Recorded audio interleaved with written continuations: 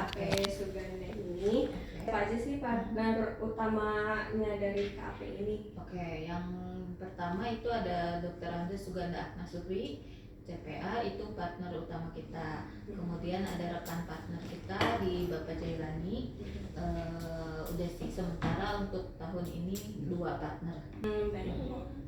Terus KAP ini apakah punya izin resminya, Bu? Ada izin Menteri Keuangan ya. Layanan apa sih yang ditawarkan dari KAP ini? Oke, yang pertama memang jasa audit assurance ya. Yang kedua itu ada jasa perpajakan, kemudian accounting service. Seperti itu. Kalau spesialisasi industrinya? Jasa audit sih. Jasa audit aja ya, industrinya paling, maksudnya industri kliennya atau industri kayak misalkan di sektor perbankan. Oke. Untuk kita sih menyeluruh ya, ada sektor kecuali sektor perbankan dengan koperasi ya, karena perbankan dan koperasi itu memiliki izin yang khusus gitu. Jadi beda lagi izinnya. Oke. Kalau klien yang pernah ditangani siapa aja gitu, Bu? Beberapa aja mungkin. Oke, untuk yang klien perusahaan terbuka itu ada PT Gaya Abadi Sempurna Tbk, kemudian PT Damai Sejahtera Abadi, kemudian ada beberapa PT perusahaan swasta ya yang yang dipegang itu seperti PT Refuto, PT Kemko, Fuseng, Cisono, Cisanggiri, seperti beberapa sih. Terakhir ya, Bu. Dalam proses audit itu biasanya berapa lama waktu pengerjaan? Oke, biasanya minimal kita 1 bulan ya. Namun tergantung, biasanya ada proses interim dulu atau enggak gitu. Kalau misalkan langsung sih kurang lebih sebulan 2 bulan lah. Oke. Selamat siang, Bu.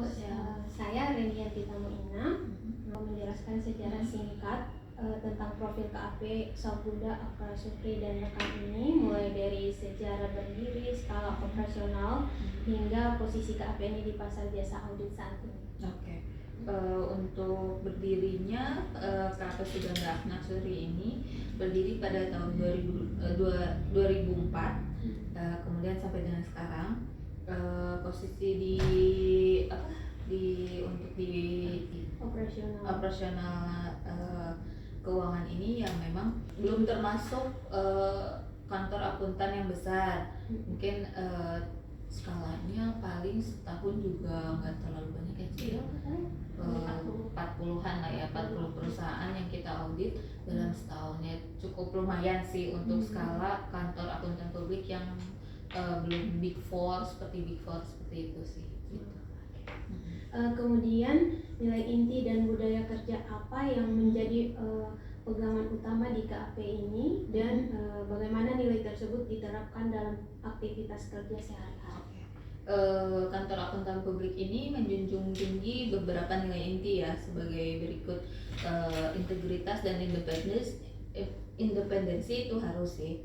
Terus yang kedua, profesionalisme dan kompetensi, kemudian kerjasama tim dan komunikasi efektif, kemudian tanggung jawab dan ketepatan waktu itu sudah menjadi nilai inti budaya kerja di kantor akuntan publik ini. Kemudian nilai-nilai tersebut diterapkan secara konsisten dalam proses perencanaan audit, pelaksanaan pekerjaan lapangan, hingga penyusunan laporan dan komunikasi dengan klien.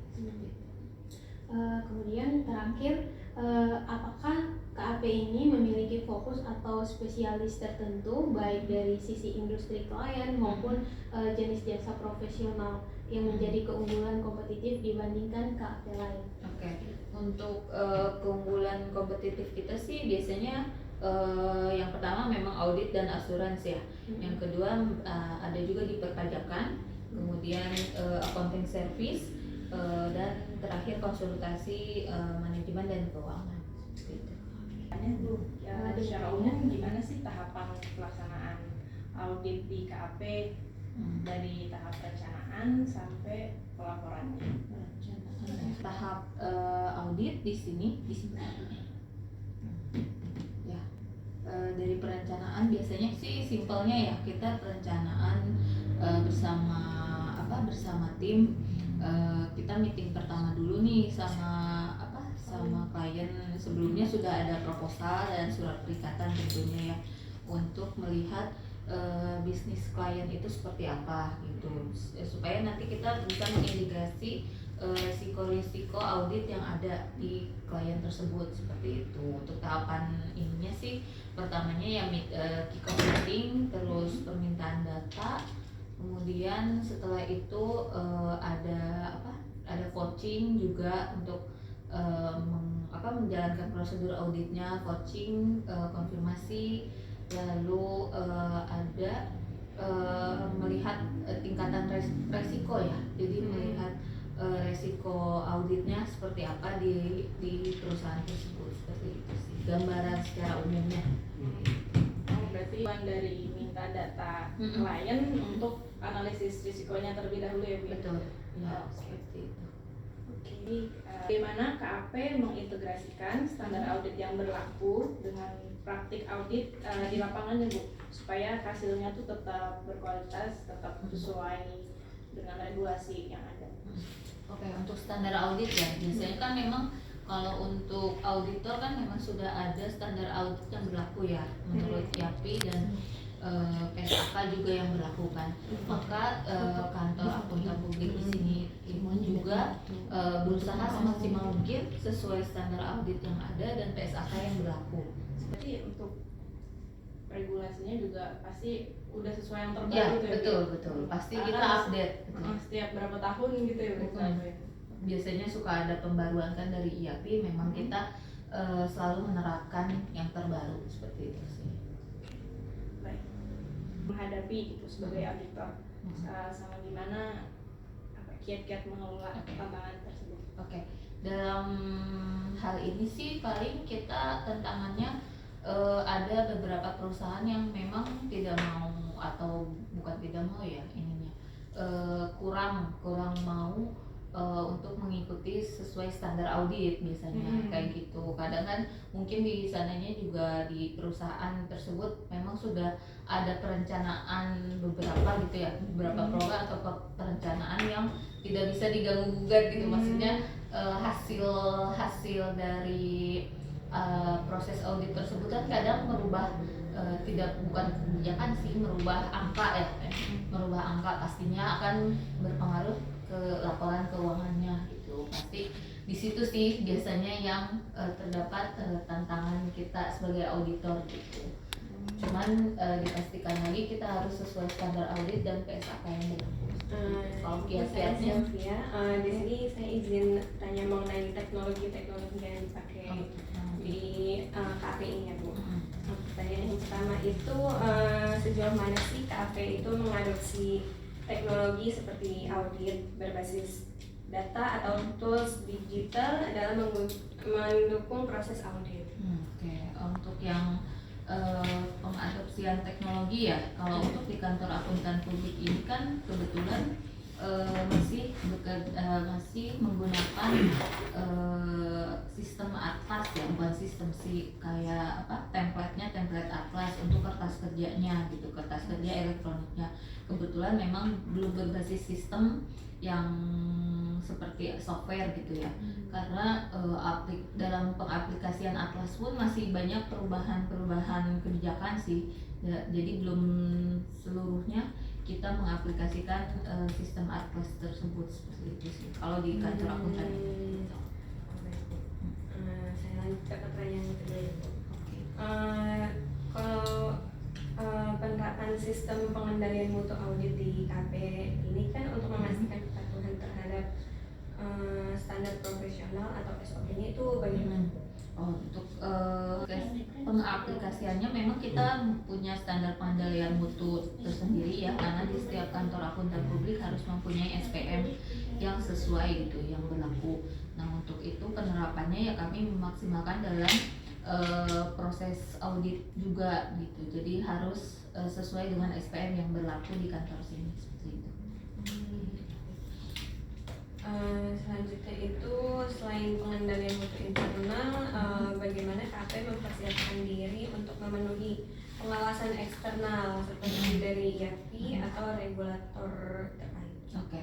Untuk persiapan KAP dalam menghadapi pengawasan eksternal itu mungkin ada beberapa cara ya, dalam pemeliharaan dokumentasi audit yang lengkap dan tertib, terus pembaruan kebijakan dan prosedur internal agar selalu sama gitu dengan standar profesional yang terbaru, seperti itu sih.